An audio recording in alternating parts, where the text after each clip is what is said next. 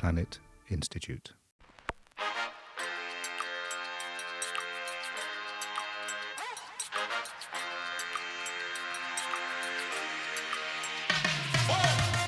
Welcome to today's episode of R&D Unplugged, a podcast from the Learning Planet Institute, in which we're discussing with researchers on the impact of their work in a simple way. My name is Annalena Neurohr. Today I'm with Jean-Marc Sevin. He's a senior data scientist here at the Learning Planet Institute. Welcome, Jean-Marc. Thank you. So, you are an expert in machine learning, distributed processing, and data visualization. Here at PI, you mainly work on developing Relearn, an AI platform to help people learn about planetary transitions. So before we get deeper into this, let me ask you first a less conventional question. If your work had a theme song, what would it be and why? It's probably the easiest and the most difficult question of this recording because I'm a huge music lover, so it was difficult to choose one that would fit this question. However, it was easy because there's one track called Transition. You will find the strength in the sound and make your transition. Make your transition. Haga tu transición. It's from a collective band called Underground Resistance. It's some Detroit techno band. This is a collective who actively worked to help the community of Detroit through music. And in this song, which is also available a cappella, that I often use, there's, I will quote them, there will be people who will say, you don't mix this with that, and you will say, watch me. There will be people who will say, play it safe, that's too risky, and you will take that chance and have no fear. And basically this idea of going in the opposite way because you feel it's necessary, the idea not to restrain to boundaries, it's something that I practice, and it's a part of what I like here at Learning Planet Institute. Wow, that's really inspirational. Talking about taking a risk and going behind boundaries. Let me ask you the question, what inspired you then to pursue this particular topic in your work? So first, I think I need to reframe my background just a little bit because I'm 48, but I have a previous life because I'm not from academia, strictly speaking. I had 15 years experience in the industry, especially in the web industry, doing some developing, consulting, marketing, whatever. And then I went back to the university and I switched to machine learning and data science. And after that, I could have said, okay, now I want to apply this knowledge and these incredible tools to capitalize on what I did before. But I said, no, it's too powerful and I don't want to basically to sell shit using those tools. So I said, okay, now I want to try at least to use those tools to contribute to build a better future for my kids, myself, and the world maybe as a side effect. So this is what actually led me to the Learning Planet Institute. And this is, as education is definitely the best long-term investment, even financially. And it's one of the most powerful leverage to provoke changes. That's why I stepped up into this. Wow, thank you for telling us a bit more about your background. I think that tells a lot about your motivation and also what drives you in your work. So first of all, we are happy that you did not went back to your business, but came to us I can quote you, to contribute to a better future through education. So I really see a really strong motivation in your work there. And yeah, now if we transfer this to the real world, and you mentioned already some issues and challenges of the current time, how would you say does your work contribute to the issues that the world is currently facing? Well, in the main project that I work on with my team here, which is called Relearn, we try to build a tool that will help people, students and teachers in higher education, I would say, to learn more about transitions. Obviously, the climate transitions, but it's even broader because we deal with SDGs, Sustainable Development Goals. And basically, the first step to have some impact, to involve yourself in a project that could change the world for a better future, is to have the proper information. So you need to know first before getting involved into something and have impact. To do so, obviously you can follow courses, but if you go into the not the World Wide Web, but the Wide West Web, I would say, that's a problem, because even nowadays with all the chatbots and generative AI technologies, we're dealing with, I wouldn't say fake news or fake information, but it's more and more difficult to have access to reliable sources or reliable answers. Personally, I think that we're going to need more and more safe places for information. So the idea, even if there's actually a problem also with that, because then you need to have a committee who will decide what is okay and what is not okay. But it's even, I'd rather choose this than having just a few companies that we all know of that would have the monopoly of the information and the data. Simple example, even nowadays, I read something about it last month. Do a research on YouTube about climate change or flat Earth, and the result will be always the same. They, because it's their business, even if they say that, okay, we're going to put some firewalls or countermeasures to avoid spreading those ideas, they pop up. And they pop up not just one or two, they pop up in a large volume. This is an issue. So we have to, at least, we have to offer something else, an alternative. We don't have the same horsepower, definitely. So for the moment, we do that with what we have. But if there's no alternative, the problem isn't solved and won't be. You mentioned a safe place for information. How would you define it, or what do you think should be criteria for this? Well, since I've been there, I've been more related to the academia and the research process, even if I don't consider myself as a researcher by the book.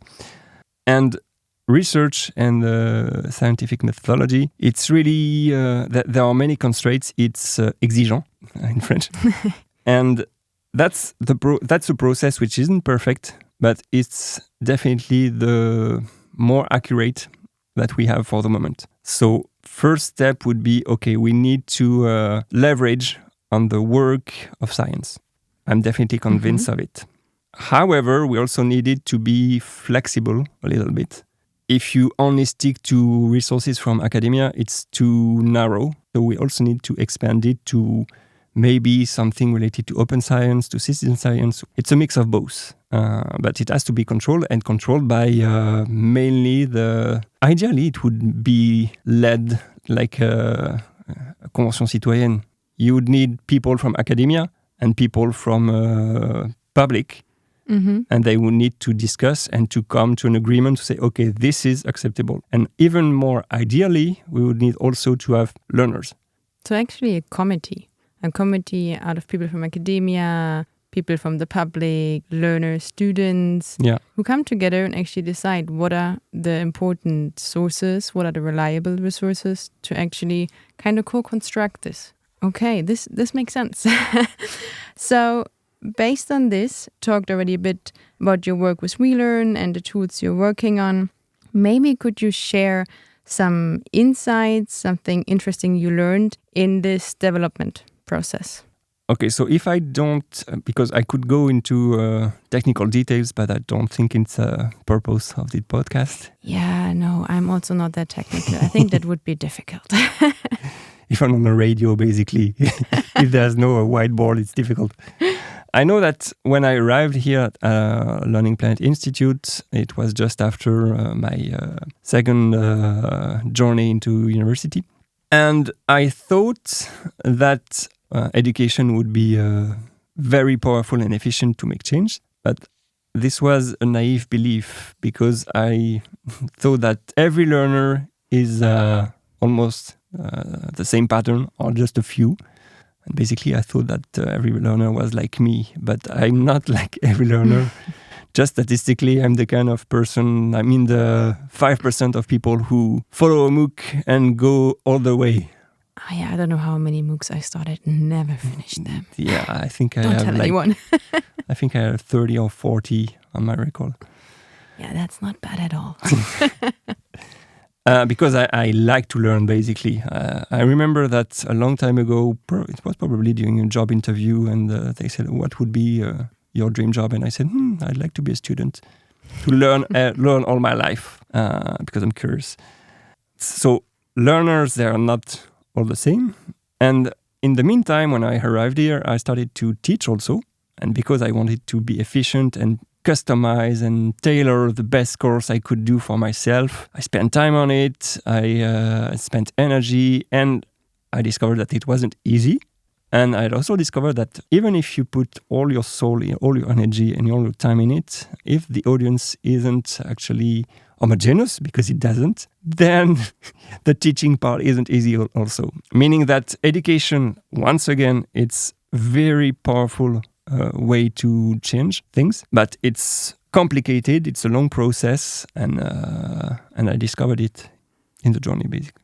Yeah, I can imagine that, because me coming myself actually from the background as an educator, you have so many individuals you're facing. Everyone has an individual learning pathway. So yeah, teaching a group of 20 people, it's actually teaching 20 different individuals. Everyone learns differently. And I can imagine that implementing this actually in one tool and really respecting all the different ways of learning, this is definitely challenging. So yeah, that I imagine really difficult. But you mentioned already making the connection between now these tools and the learners, using them, for example, through MOOCs. And now the tool you are developing is to learn more about the SDGs, to be really educated about planetary transitions, what can we do about the climate change. How would you make now the bridge between your work, which is on these tools, on the machine learning, and the real life, maybe real life of learners or educators? The main project I'm working on with my team is still in an early stage. It's not deployed yet. It's a work in progress. So I cannot see any real life impact. Mm-hmm. I would say that the bridge is more in the side effects of me working in this field and being here at the Learning Planet Institute. Because when you jump into data science, machine learning, AI, whatever, all those fancy terms, it's easy to go follow some simpler objectives to get money and to use this, like I said at the beginning, to sell things that we don't need. I decided to choose a different path, and I try to explain why and push people in the same direction. So, for example, I got involved in a workshop that was created by an association called Latitude, where they actually do some workshop to explain people and students about the social and environmental impacts of technology and AI. And I'm involved in animating the workshops. I got in touch with the community Data for Good, which exists since quite a long time now. Their idea is to accelerate projects related to data for good, and they make contact between data experts or developers and people who want to start a project but not to make money, to improve things. And here I also, like I said, I also started to teach. I give classes about machine learning and data science. And I always try to infuse the students with those values, because I think the more people you get into your team of people who will use those tools to do good, the better it will be. So if you ask me if I have track record of direct impact from my work to real life, no. But I hope that I already contributed to spread those values and the good usage of those tools by proxies. I think you're really critical with yourself. For me, when I take like the main points you just mentioned, like really making aware of the societal and environmental impact of AI, which is extremely important, brings us back to our one of the first questions actually. How does your work contribute to the problems or issues we are facing nowadays? It's using the new technology for something good. And so in my opinion, you're just a multiplicator. You're a multiplicator of the word, of the message that actually the fear a lot of people have about AI, that it actually takes over, that it takes away our jobs. It's important to educate about this and to show that actually artificial intelligence can be used for greater good. So for me, this is and a really good bridge actually from work to real life. I think it's not only about offering tools to the greater audience, but actually also spreading the message and informing. The information is everything. And like you said, the example with the video of the flat earth, it's horrible if these news spread. And I think it's important. We have already enough bad news about artificial intelligence. It's also good to show how we can use it for the good. So I think this for me is a great bridge you're making here. So don't be so critical with yourself. And I could add that about the environmental impact or environmental costs of AI, we still have issues about that because people don't really realize the impact of using ChatGPT or stuff like that. A lot of projects have been launched.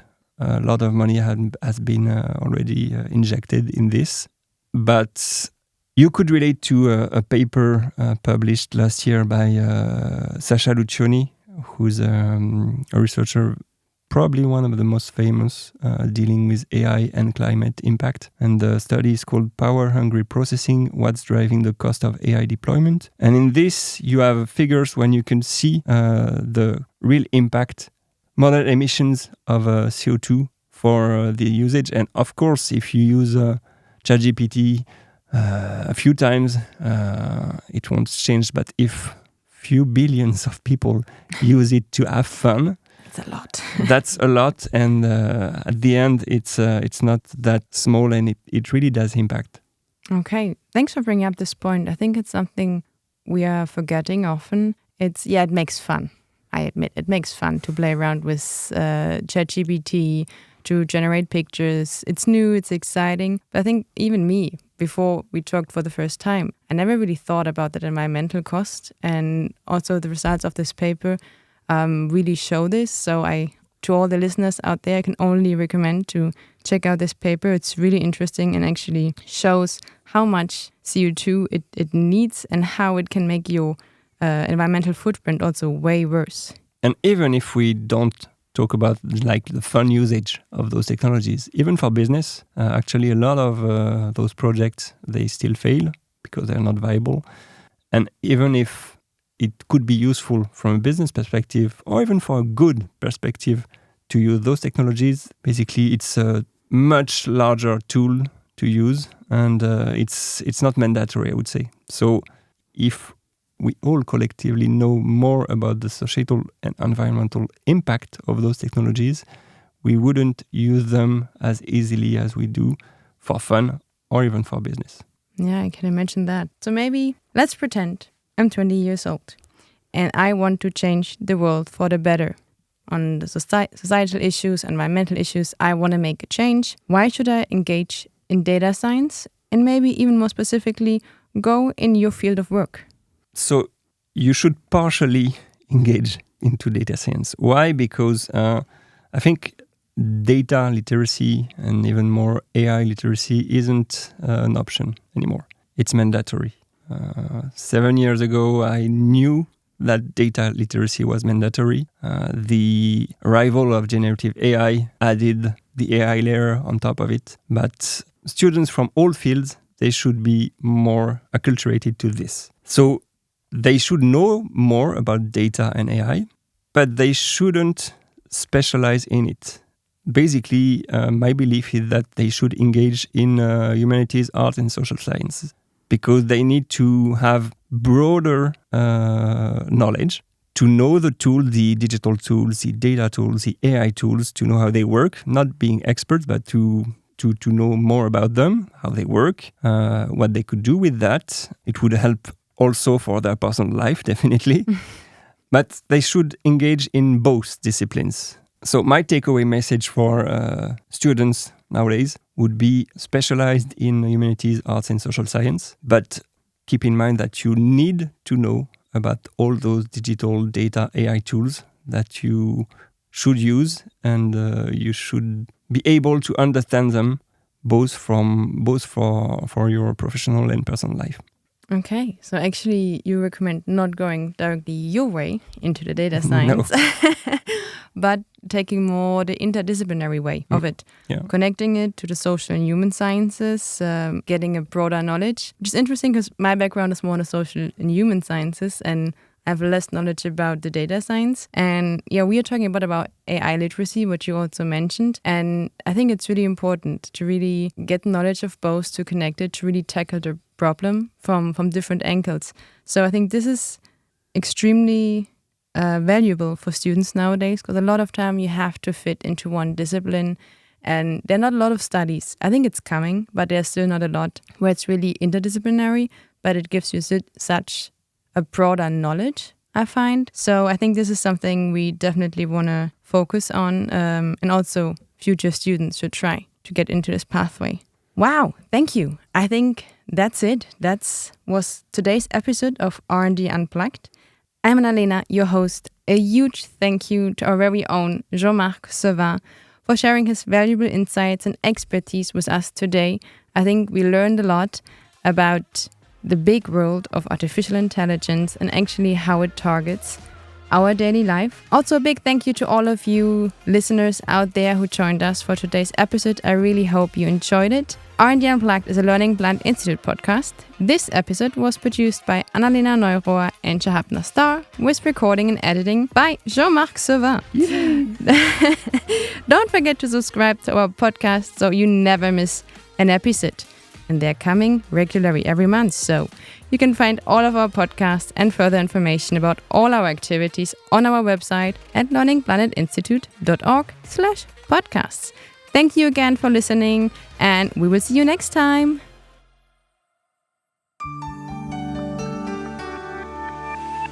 Learning Planet Institute.